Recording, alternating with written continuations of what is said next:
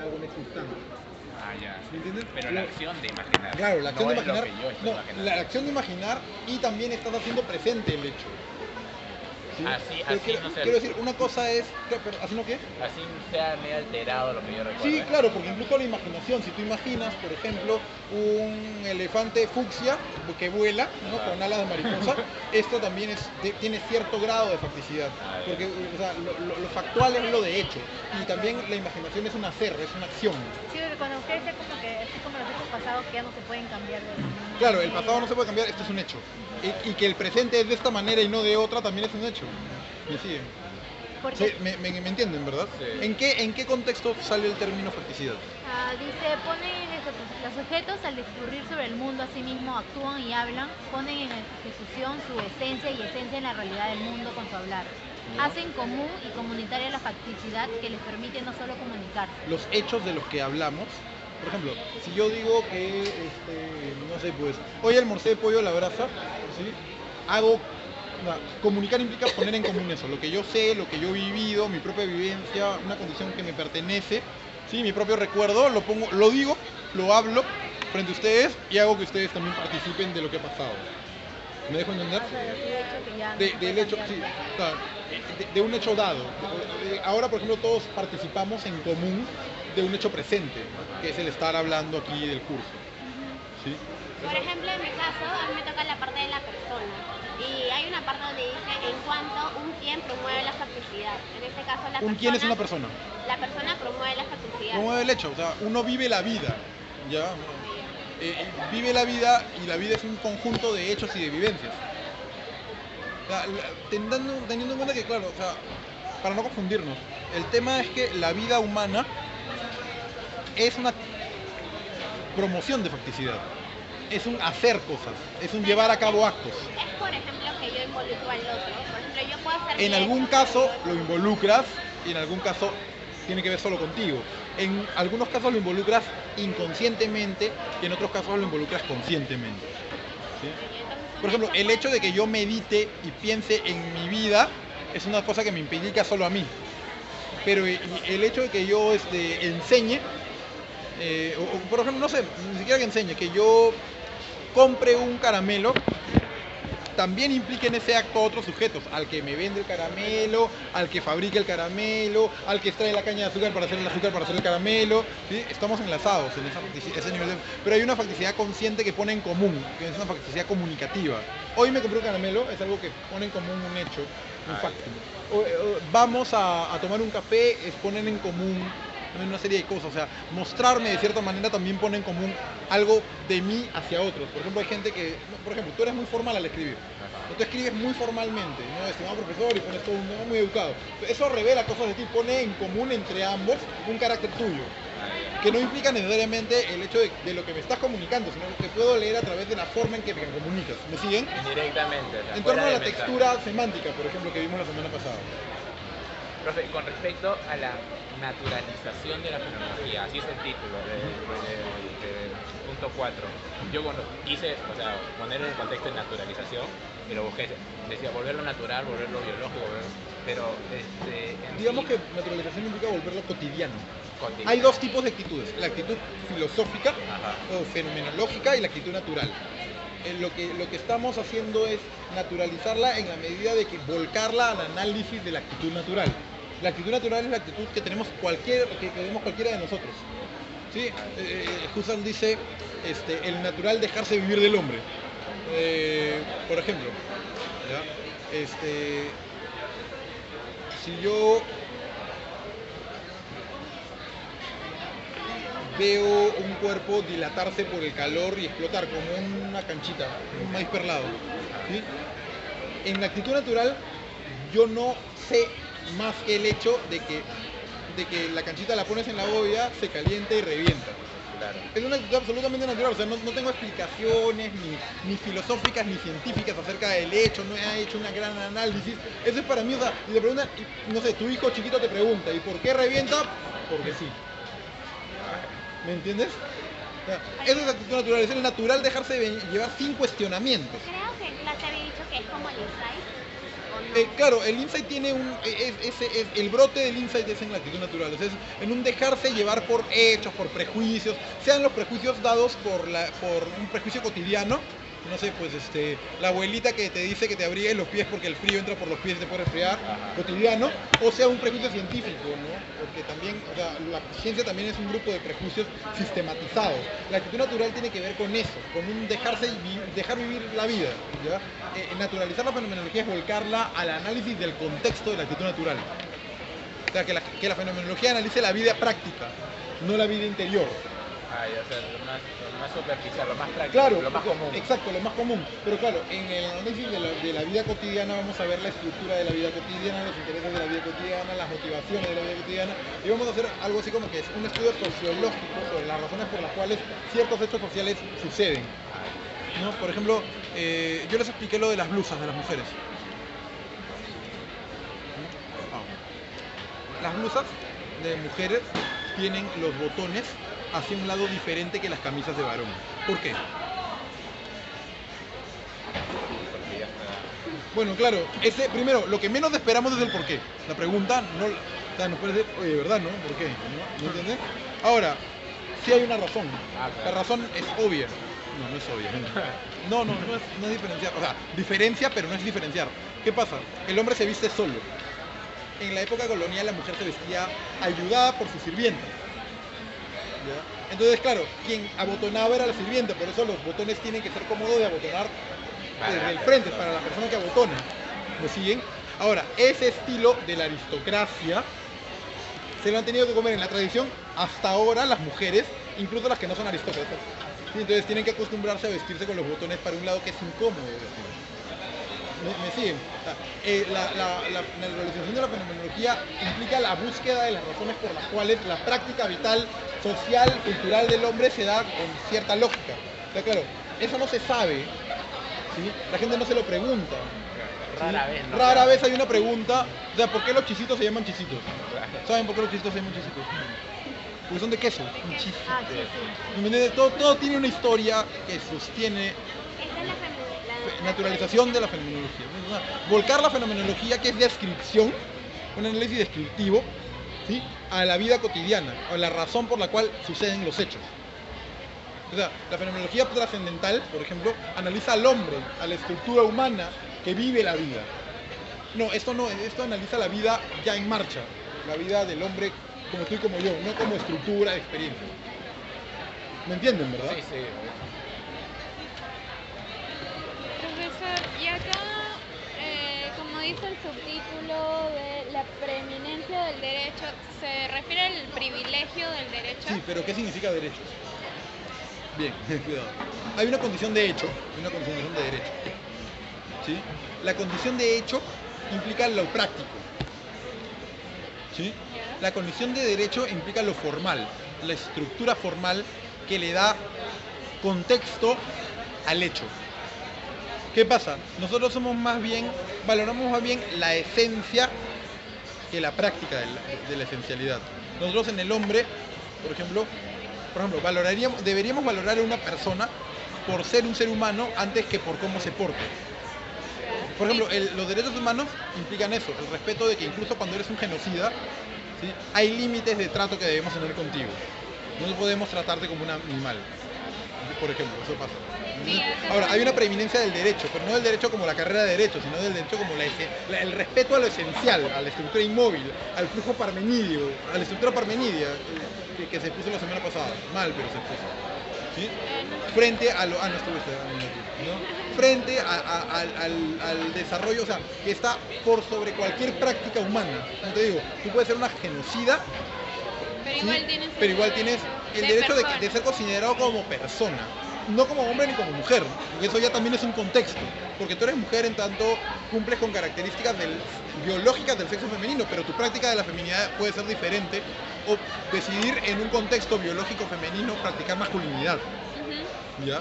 Pero eso no importa si eres mujer u hombre, masculino, femenino, con preferencias sexuales por una u otra, eso no interesa, o como intenciones morales hacia una o hacia otra perspectiva, ¿no? Sino lo que interesa es que eres persona, es un privilegio de la esencialidad, del derecho, de aquella condición que le da contexto a la variación en la vida pragmática. igual hablan de la preeminencia del Estado, que el Estado es lo mismo, ¿no? Explícame. O sea, que el Estado, si bien pertenece a cada persona, también pertenece a todos, o sea, no pertenece El Estado y la ley, por ejemplo, son cosas que se deben respetar en conjunto. en conjunto. A pesar de que en ciertas ocasiones hay una visión particular o un contexto particular en que se asume, por ejemplo, el Estado como institución, ¿no? O sea, es un tema común y que además es la estructura de nuestra vida en sociedad. Ajá, por eso dice que debemos tomar el Estado como algo abstracto, pero también A pesar de que hayan, en conjunto. o sea, es abstracto a pesar de que hayan edificios y empresas estatales. Ajá. O sea, el Estado está en un ministerio, pero no es todo el Estado, es la práctica, es el Estado en práctica en una tarea, ¿no? En la tarea, por ejemplo, de normar la salud en el Ministerio de Salud o de normar la cultura en el Ministerio de Cultura. Pero en sí, el Estado es más allá, está más allá del edificio y de las personas que pertenecen al aparato del Estado. Sí. Profesor, para Me están entendiendo, ¿verdad? Me preocupa que me entiendan. Sí, lo que pasa es que, por ejemplo, en mi parte, que es la persona, habla que lo público es la especialidad del hablante. Pero yo cuando había leído lo público, hay como dos mundos. El mundo que se comparte entre todos y mi propio mundo, donde yo entiendo las cosas como yo creo. Entonces, en este caso, si me dicen que lo público es la especialidad, pues, ¿a qué público? Es que no estás diciendo, lo público es diferente al público. No, lo público, lo Ya, público. lo público se entiende como lo común. Sí. Ajá. ¿Ya? O sea, cuando habla de la especialidad del ambulante implica una extensión. Hola, ¿cómo estás, Rafael? Implica una extensión de la influencia de quien comunica, por ejemplo. ¿Sí? Tú comunicas y haces públicas cosas. Por ejemplo, yo les cuento mañana algo de mi vida personal, hago pública mi vida personal. Sin embargo, tengo un ámbito propio. Mi vida personal sucede en mí. Luego puedo elegir hacerla pública. O sea, publicar o hacer público algo, llevar algo de lo personal a lo público implica sacarlo de donde sucede, que es en la vida propia, hacia mundo. afuera. De mi mundo hacia el mundo de afuera. Ay. Pero claro, y curioso porque mi mundo implica sacar lo que es de todos hacia mí. Hay una especie de interacción circular, Tira de de forma. retriga, claro, un toma y daca. No, pero Pero ¿cómo te ya formas hablas tú de en lo más íntimo? Con lo de fuera. ¿Y cómo formas lo de fuera? Con lo tuyo. Profe, como le decía, dice que el proyecto de la naturalización de la fonología tiene dos vertientes, que dicen que pueden estar muy juntas, pero al mismo tiempo cada una se sostiene por sí sola. Una es lo que se desarrolla de la perspectiva de la neurociencia y la otra es de la inteligencia artificial, de los procesos de investigación relacionados a la inteligencia artificial. Cuando yo veo la perspectiva de la neurociencia, me refiero a lo que A la ciencia que estudia el cerebro. claro, o sea, pero dice El lo que se cerebro desarrolla- y básicamente su capacidad de conocer y procesar la realidad. Claro. Es un nivel biológico. Por eso es natural. Claro. Entonces dice, desde la perspectiva de la neurociencia, simplemente quiere decir desde mi punto de vista. Desde tu punto de vista, pero el análisis no se vuelca a tu conducta meramente, sino a la parte cerebral de tu conducta. Por ejemplo, Lo más, ¿cómo se puede decir? Lo más pensado. no, es que no estamos hablando de mente, estamos hablando de cerebro. Ah, ya. Por ejemplo, ya, si estás ebrio, tu cerebro tiene un lado adormecido. Ya, Tus conductas tienen que ver con ese adormecimiento. claro. ¿Ya? Si estás drogado, dependiendo de qué droga consumas, también se adormece o se aletarga cierta parte. Si te has tomado un Red Bull para estudiar, ya sientes que hay un momento en que tu cabeza va a miles de revoluciones. También. Eso tiene que ver con el cerebro, no con la mente. Ya. Ya tú puedes ser una persona sumamente lúcida, sumamente inteligente, pero atontarte o atarantarte o ponerte más brillante dependiendo de una reacción química del cerebro, químico-eléctrica del cerebro.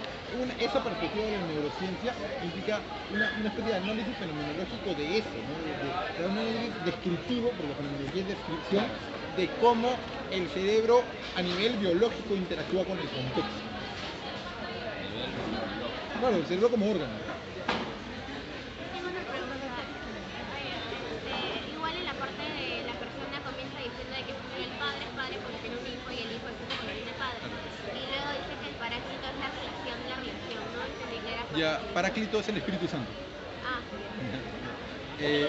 Si te das cuenta, tiene un toque muy cristiano el texto. Entonces, sí, de pronto, porque... a ver. Y me confunde porque... en la Trinidad cristiana, ¿Católicos son todos? No sé si son practicantes, no me importa, pero entonces, todos han recibido la primera comunión. Entonces, hay 3 personas en la Trinidad, que implican también el modo en que nos relacionamos en sociedad. Lo importante es que esto explica la sociedad. Por ejemplo, todos somos alguien relacionado con algo o con alguien. ¿Sí? Eso quiere decir, si somos... Hola, ¿cómo estás? ¿Qué tal, Oye, te debo chifa, hace 1000 años. Soy una mala persona. Hola, ¿perdón? Sí, oye, ¿verdad? Está medio con un chocolate. Oye, cómetelo tú, porque además tú estás flaca. ¿Estás comparándome? No, ¿Me jamás. parece un poco? Cuídate, hablamos. Escríbeme para ver cuándo vamos por el chifa. O por una chela o algo. Bien, veamos. La Trinidad. ¿Cuándo un padre es padre? Solo cuando tiene un hijo. ¿Sí? Entonces, su condición de padre depende de otro, de su hijo. ¿Sí? Ahora, un hijo que cualquiera de nosotros es hijo, ¿sí? O sea, tú eres persona, tú eres estudiante, tú eres amigo, pero todos tenemos un padre, lo conozcamos o no, ¿sí? Tengamos o no una buena relación con él. ¿Sí? Entonces, quien eres como hijo, lo eres en relación al padre. Entonces, ahí hay una relación que no se rompe. ¿Qué le da contexto y necesidad de esa relación? En la Trinidad cristiana, el Espíritu Santo, que es algo así como el vínculo que une al padre con el hijo, digamos, el contexto en el que ambos se pertenecen y se necesitan para ser uno y otro, es el Paráclito. La Trinidad cristiana es el Espíritu Santo. Lo que podríamos llamar en las relaciones sociales la naturaleza de codependencia o de correlación entre dos sujetos. Yo soy profesor siempre que tenga alumnos. Ustedes son alumnos siempre que tengan un profesor, o siempre que estén ligados a un profesor. O sea, la naturaleza del vínculo que nos une es exactamente el Espíritu Santo en la Trinidad cristiana, el amor en la Trinidad cristiana. En este caso, aquello que hace que yo sea por ustedes y ustedes por mí, en un contexto en particular. Por ejemplo, esta niña que saludé fue mi alumna, pero ahora es mi amiga. Nuestra relación continúa, pero no es la misma. Lo que nos une es diferente. Igual, soy amigo porque tengo amigos. ¿Sí? Nadie es padre de nadie o hijo de nadie, amigo de nadie. No, tienes que ser amigo de alguien. Depende para ser lo que sea que es el hombre, en cualquiera de sus formas de ser, depende de otros que interactúan con su forma de ser. Incluso cuando uno es ermitaño, es solitario depende de no estar con nadie acostado. Pero también es una dependencia humana. ¿Sí? Entonces, claro, en la sociedad, en lo social, todo es codependencia.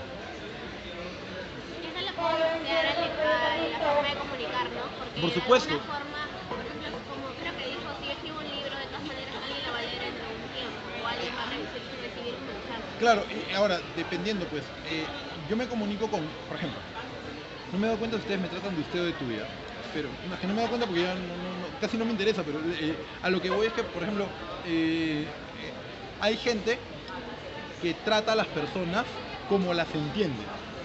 Por ejemplo, si yo soy profesor, hay gente que no puede decirme tú. Yo le digo, dime tú, y no le sale. ¿Sí? Y claro, nos encontramos 10 años después y hay gente que igual te sigue diciendo profesor. Es alucinante, porque claro, es como te entiende, es la casilla en la que te ha puesto. ¿Me entiendes? O sea, como nos referimos a la gente, como hablamos con ella, depende del contexto en que la comprendamos. Porque si una persona es muy respetuosa y el profesor es profesor, siempre le va a hablar de usted, siempre con respeto, siempre con palabras adecuadas, siempre con un... ¿Me entiendes? Vamos a variar nuestro ámbito comunicativo según el contexto en el que entendamos al otro.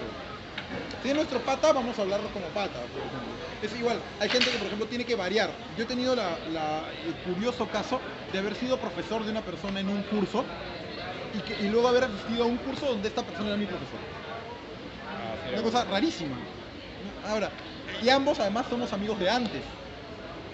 Entonces, de pronto, el trato tiene que contextualizar de modo muy consciente, porque yo debo seguir tratándolo como profesor cuando soy su alumno, pero debo tratarlo como alumno cuando soy su profesor. Y afuera, cuando ya no nos une una relación formal, por el salón, por la institución que estamos estudiando, debo poder tratarlo como amigo. ¿Cómo diferencio? ¿Cómo no me paso de la raya, por ejemplo? ¿no? Porque si emparejo todo y siempre es mi amigo, lo trato como amigo siempre. Entonces me puedo pasar de la raya o darle una ventaja que no merece, ¿entendés? O sea, subjetivizar demasiado la relación. No se trata de que de pronto, a pesar de que el sujeto es quien comanda las relaciones que tiene, incluso las comanda en relación al estímulo que recibe del exterior. O sea, la persona es tratada como nos viene dada. No, una persona mayor, por ejemplo, con canas la tratamos con respeto. No decimos lisura frente a niños, por ejemplo. No pasa nada, igual su papá habla lisura frente a él, pero socialmente entendemos que es mejor que un niño no escuche. Igual va a aprenderlas, igual va a practicarlas, igual va a entender, pero leemos así el signo de ciertas personas. ¿Perdón? Y lee H-Y, materia. Todo lo material, lo positivo. En el lenguaje dice que del lenguaje no se puede hablar que es un medio, sino que está en medio de. Claro, pero bueno, eso es lo que McLuhan entiende como medio, pues algo que está en medio de. Ya. Dice, se le toma en su más estricto sentido fenomenológico, se tendría que comprender como el ámbito mismo de la correlación para cualquier polo objetivo que se enlaza con el polo subjetivo, lo que sobre todo lo hace venir a sentido es el lenguaje.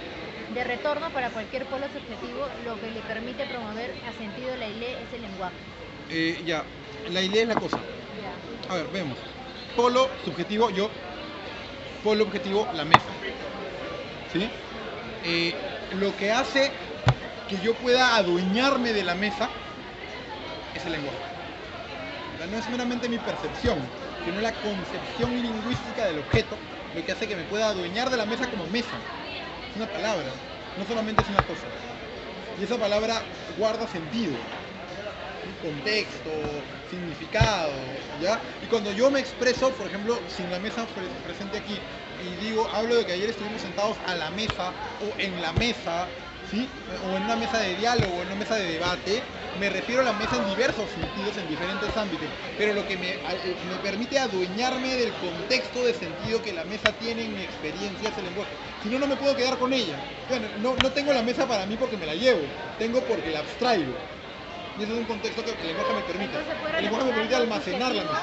Que soy yo con las cosas, con las personas, a través del lenguaje. Sí, dándole un claro, sentido a todo en eso. medio de la mesa y yo está el lenguaje dándole a la mesa adquiribilidad, ¿no?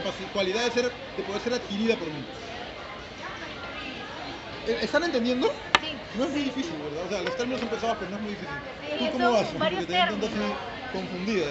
Sí, bien, más o menos. Profesor, ¿el ser dicho es la persona? ¿Perdón? Ser dicho. No necesariamente la persona, o sea, lo que se dice. Porque Como yo acá... digo celular, Ya, ¿sí? Lo que estoy nombrando es... ya, pero acá dice, en el ser dicho la persona es relación, es en relación. Es Ya. trabalengua. No, tranquila. Ser expresado, ser mentado por la lengua, o en el lenguaje, ¿sí? Es ser también presentado o compartido. Otro trabalengua. Ya. Vamos a hablar de celulares, ¿ya? Como si fueran personas. ¿Qué pasó? No me lo voy a robar. Es muy sanmarquino, ¿no? Ah, demonio, no sabía, ¿no? Hubiesen dicho eso. Ya, lapicero. ¿Ya? Si yo hablo de lapicero, ¿sí? Con o sin el lapicero presente, si yo hablo del lapicero lo pongo en medio de un campo comunicativo. El lapicero es azul, el lapicero es grande, el lapicero es bonito, el lapicero es útil, ¿sí? Hablo de él. Eso es expresar, decir al lapicero, ¿sí? Lo hace presente, le da un sentido compartido. Igual la persona. Hablar, por ejemplo, de Giancarlo, ¿sí? Lo pone aquí entre nosotros. ¿Sí? A pesar de que no esté, justamente él no está, lo pone aquí entre nosotros, podemos enumerar características, podemos hablar de él, podemos valorarlo, podemos describirlo, lo hace presente. El lenguaje le hace que las cosas aparezcan. ¿Sí? Aparecen en un sentido no figurado, quiero decir, aparecen concretamente, porque podemos hablar de Giancarlo sin que Giancarlo esté aquí, o sea, que sería exactamente lo contrario, que Giancarlo estuviera aquí y nadie le prestara atención. ¿Sí? Sería lo contrario a eso. O sea, podría estar aquí y nadie mirarlo, tanto como podría no estar aquí, como efectivamente pasa, y podríamos hablar de él. ¿Sí? Ya, ¿y a qué se refiere con retentivo y protentivo? Retención implica memoria, protención implica anticipación. que recordamos algo y lo relacionamos con el recuerdo y que a partir de lo que es, esperamos algo de ello. Por ejemplo, yo espero, mira, es fácil, yo espero que una mujer, por ejemplo, porque así son las mujeres, puro prejuicio, ¿sí? Nunca salga de su casa sin maquillarse y sin arreglarse. ¿Por qué lo espero? Porque comprendo eso en la mujer, en un ámbito social en que la mujer es de una manera. ¿Sí? Pero ¿por qué lo entiendo así? Porque tengo la memoria de haber aprendido que en algún momento de mi vida que así son las cosas con las mujeres. Entonces, una cosa es la retención, ¿sí? Bueno, como lo haya vivido, y eso te da también, digamos, prejuicio para esperar otras cosas. ¿Sí? ¿Y qué es el per se y el sonare? Porque ¿El dice, perdóname? el per se y el sonare solo se habilitan porque el hombre se levanta y habla, y hacen alusión al... Per se es por sí mismo. Y sonare. Sonar. Sonare del sonare. Ya. Pero ¿a qué se refieren con eso? Porque dice que el hombre se levanta y habla. O sea, que la misma persona cuando habla es la persona. La persona cuando habla se hace presente. No te olvides que las cosas se hacen presentes mediante el lenguaje. Pero también, digamos, el sujeto se hace presente cuando se expresa. O sea, solamente puede saber de mí que es que me expreso de alguna manera, sea a través del lenguaje o de otro tipo de signos, o sea, del lenguaje hablado, del lenguaje oral. No solo eso, la forma en que me visto dice cosas de mí.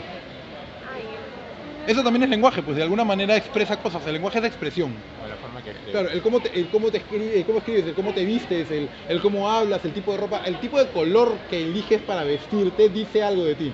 O sea, ¿qué pasa con una mujer que usa vestidos pegaditos rojos? ¿Qué dice de ella? Candy. Medio candy, ¿no? De frente, no revela una característica esencial, pero sí revela algo que esperas de ella porque ves eso, o sea, revela algo de ella. Lo que sí revela, porque debe ser una intención propia de ella, es que intenta, por ejemplo, sobresalir o llamar la atención, porque todas las mujeres conocen que poniéndose un vestido pegadito, chiquitito y rojo, evidentemente van a llamar la atención de una manera. No es como un hombre con pañoleta rosada amarrada al cuello. Profesor, ¿qué es alter? Otro. Otro. El alter es el otro. Este capítulo está basado en lo de Hannah Arendt y yo había estado investigando, es como que su eje político. Sí. Y yo había visto que según ella la conducta humana tiene como que tres factores así precisos. Uno de ellos es la acción, donde habla de la interacción de los hombres, donde la persona al hablar crean y construyen su propio mundo. ¿Puedo hacer alusión a lo que ella dice? Sí, a ver, les voy a dar una recomendación ya. ¿Cuándo van a hacer sus diapositivas? ¿Cuándo van a hacer su trabajo? Hoy día. Ya. Punto número 1. No pongan en la diapositiva algo que no puedan explicar sin usar un papel. Punto número 2. No traten de explicar alguna cosa de lo que no puedan decir nada sencillo. Traten de, o sea, yo no quiero que utilicen esas palabras, quiero que utilicen sus palabras. Tenemos que, o sea, poner todos los términos que nos ponen acá. No. ¿O puedo simplemente decir todo lo que he entendido? Es que eso es una exposición, eso es lo que he estado insistiendo que hagan todo el tiempo. Eso es lo que yo capté el día de que en la última exposición usted un párrafo simplemente lo simplificó en tales cosas desde la perspectiva. Era simplemente la frase era la perspectiva de dos personas. Sí, Nada eso es lo más. que quiero. Lo que quiero es que me digan con tus palabras lo que han entendido. Por eso es que me reúno a ustedes para que entiendan lo que no entendieron. O sea, yo no quiero que hablen de aquí. Esto lo puedo leer yo. ¿Sí? Y de hecho ya lo leí, no me interesa. ¿no? Lo que me interesa es saber si ustedes han entendido y además me interesa saber solo lo que han entendido. No se metan en camisa de 11 varas tratando de explicar algo porque piensan que tienen que explicarlo. Porque habla algo de lo político, luego dicen si lo que ella dijo estaba bien. ¿Qué es lo político? El arte de vivir en sociedad. Lo público. ¿De qué depende lo político? De poder comunicarnos. ¿Qué implica comunicar? Poner en común algo, o sea, aparecer o hacerse notar en un contexto y hacer notar cosas. Por ejemplo, es un acto político reunirse a conversar. Profesor, A esa política se refiere Arendt, o sea, también a la política estructural, estatal, pero también todo eso tiene una base social, subjetiva, personal, comunitaria, comunicativa. No se puede hacer nada social sin un ámbito en el que, por ejemplo, compartamos el lenguaje y el contexto. Pero para terminar esta, la otra que no entendía, Dale. que era la segunda vertiente, que era los procesos de investigación relacionados con la inteligencia artificial. Para mí, inteligencia artificial es inteligencia creada, o mejor dicho, que viene de un... Hola, ¿cómo estás? Hola, tiene una silla. Lo que viene No, y ahí, pues siéntate ahí, pues hay una, como quieras. Lo que viene de algo creado, ¿no? Entonces, ¿a qué se refiere con la segunda vertiente, que es la inteligencia artificial, que además ha venido adquiriendo un carácter de epistemología experimental? Tienes que saber qué es inteligencia artificial. Llega a tu casa, busca qué es inteligencia artificial y me escribes. Porque si no, te estoy explicando algo que no vas a entender. Pero cuidado, inteligencia artificial implica, por ejemplo, un smartphone es inteligencia artificial. Claro. Pues ¿Por qué? Porque claro, efectúa operaciones del intelecto humano, como ordenar, por ejemplo, el horario o la agenda, ¿sí? Quitándote a ti la obligación de organizarte por ti mismo. Claro. Entonces estás supliendo una función de tu propia inteligencia, artificialmente, a eso se refiere inteligencia. Pero busca y escribe y yo te explico por chat. Ya. Porque justamente acá acá mismo vuelvo a nombrar lo que es la prueba de Turing, que era la prueba de demostrar la existencia de la inteligencia en una máquina. Claro, o sea, la inteligencia como cualidad programática, pues. O sea, una máquina es inteligente, así como un smartphone es inteligente en la medida en que hay capacidad de organizar datos y solucionar problemas. Claro. Eso es algo que el hombre, claro, eso es claro, está programada para hacer eso, ¿no? Eso es lo que debe hacer, no puede hacer nada por voluntad propia. Pero la inteligencia no siempre es una acción, o sea, es una acción cuya marcha implica la voluntad, pero no tiene por qué ser una voluntad propia. O sea, yo puedo, por ejemplo, ayudarte a ejercitar tu inteligencia más por mi voluntad que por la tuya. Yo puedo hacerte pensar así tú no quieras pensar. Claro. Eso también es ciertamente artificial, ¿no? Profesor, ¿me puede explicar esta parte? En cuanto a interés, el lenguaje no es un acceso a la esencia, a la intimidad o a la interioridad de lo ente. Es lo que teje relaciones entre lo dado como ente y el ente que tiene la experiencia de ser, a saber, el sujeto. Ente es cosa, o presencia, objeto.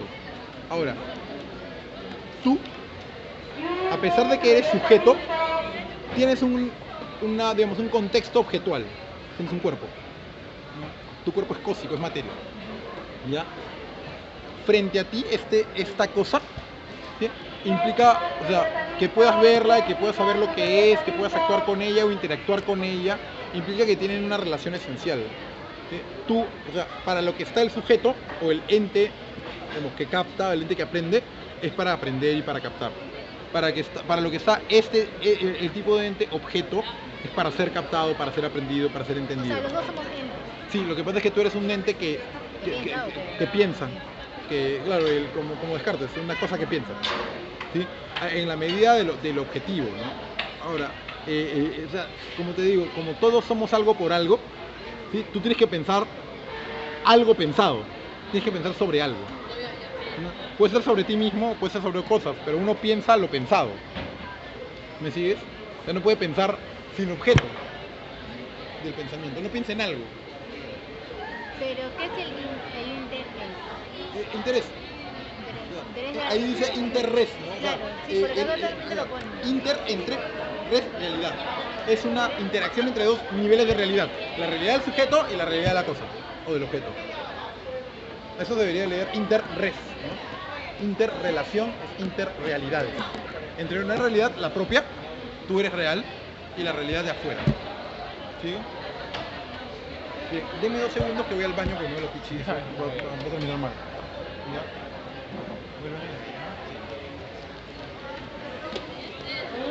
¿Qué tal? Por mí me gusta que me quita un poco de... Yo también, o sea, uno de mis capítulos, pero el otro te juro que no entiendo nada. Los primer párrafo de los 3 Sí, capítulos. yo también he entendido bien el primero, pero el segundo A mí me ahorita falta todo lo lo perdeo. público y no entiende casi lo público. No entiendes lo público todavía. Espérate, sí, más o menos, pero es que todavía no leí, lo que más me estoy enfocando en el lenguaje.